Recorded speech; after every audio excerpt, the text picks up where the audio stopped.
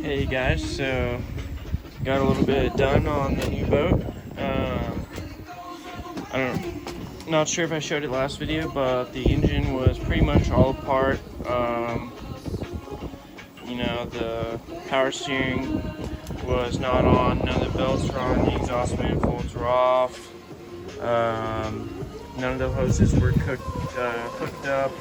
The wiring was all cut to the circuit breaker here, and it was all cut here. I went ahead and cramped and heat shrinked all that stuff.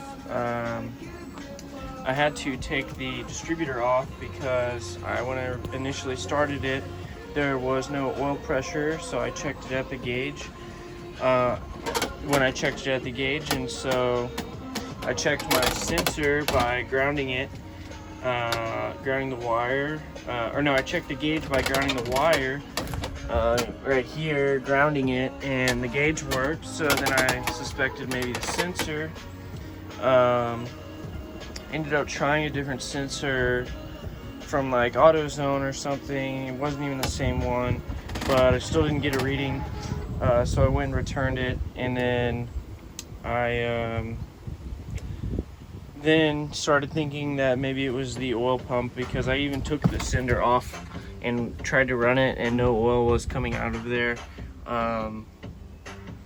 So I took the distributor off, marked the timing, and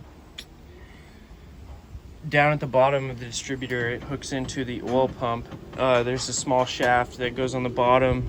There's the shaft, and there's a small the distributor shaft, and then on the bottom of that, it fits into the groove on the bottom of the distributor shaft. There's another shaft that goes down through another hole into the oil pump.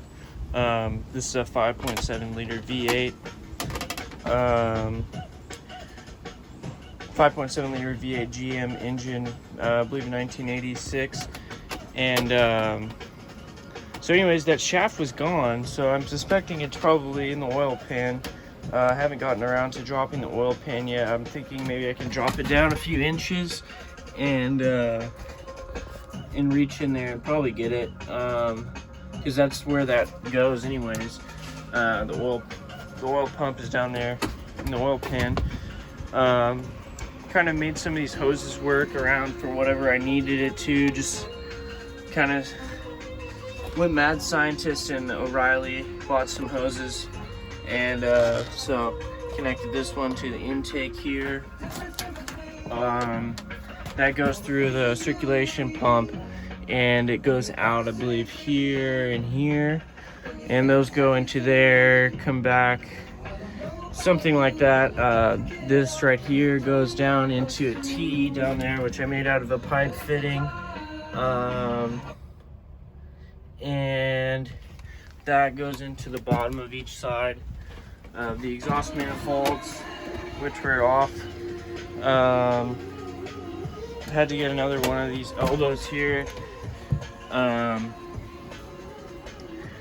Also, the outdrive was not installed whenever I bought this, and actually the tooth was off on the lower unit going into the outdrive. It was off by I think one tooth, so it was not shifting correctly. Not only was it not shifting correctly when I took the outdrive off, it was not shifting correctly when I put the outdrive on. And the outdrive, I guess when I originally installed it, was not, the shift fork was not, the roller was not in the fork. So I had to take that off again, did a lower unit oil change, pressure test, did the impeller. I had a little overheating issue. I figured out after buying the heat gun to check if my temperature sender on this thermostat housing was bad. After I went and bought the heat gun, I came back and realized that my my earmuffs on where they hooked onto the water hose were actually cross-threaded pretty badly, so I was letting air into the system. So of course, after I bought the heat gun, I realized this, and the temperature shot back down to about that's where it was. I guess when I turned it off, see here, if I turn the key on, because this was yesterday, it'll probably reset to lower. Yeah, it's down now, but it was going up to about 200, so I cut it off. Anyways, yeah, so I got a low pressure once I put that shaft in there, which was a tricky kind of a job. I actually had to like modify the shaft. There was like a circular piece on the end that went down into the oil pump, and that circular piece that was on the oil shaft had to come off for it to be able to go into the hole below the distributor. So yeah, so I cleaned up the cabin a bit. It seems like all my gauges are working except for my fuel cylinder gauge, which I'll just have to replace. And something about the trim, trim gauge is not working. Trim works, but yeah, I also got this sink figured out. The pump was clogged. The exit lines were clogged. Cleaned it up in here. So it should go now, yeah. And that just drains out of the side of the boat over there. Anyways, so yeah, it runs good now. I'm gonna have to dig into some of this wiring. It seems like it all works and everything. But here's the cabin, my tools in it, but I went ahead and vacuumed that. It was just bugging me. So next will be the deck. We'll rip out this old deck. These are just some boards that I put on here, but